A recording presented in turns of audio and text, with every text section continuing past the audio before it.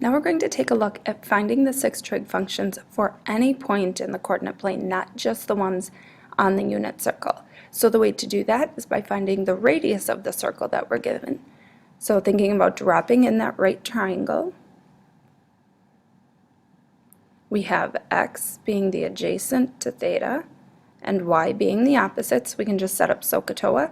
Sine is y over r, cosine is x over r, and tangent is y over x. Of course, the new 3 flip, so cosecant is r over y, secant is r over x, and cotangent is x over y. Taking a look at our first example, the way that you can tell a point is not on the unit circle is when the values are larger than 1 or they're not fractions, typically. So first thing I'm going to do is set up a quick sketch. We're in the third quadrant, so -12, -5 would be approximately there. And then we drop in our right triangle. So theta would be over here by the origin. The x value will be the side adjacent. The y value is the side opposite. And we need to solve for the radius. So we use Pythagorean theorem. When you set up Pythagorean theorem, you can drop the negative signs because, of course, as soon as you square it, your value becomes positive anyway.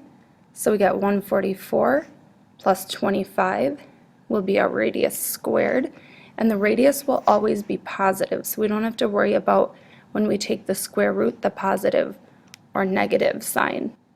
So the square root of 169 gives us a radius of 13. Once we solve for that radius, we can set up our 6 functions. So sine is opposite or -5 over the radius. Cosine is adjacent over the radius. Tangent is opposite over adjacent, which simplifies to positive 5/12. And then of course we find the new 3 by flipping. So cosecant will become -13/5. Secant will be -13/12. And finally cotangent of theta will be 12/5.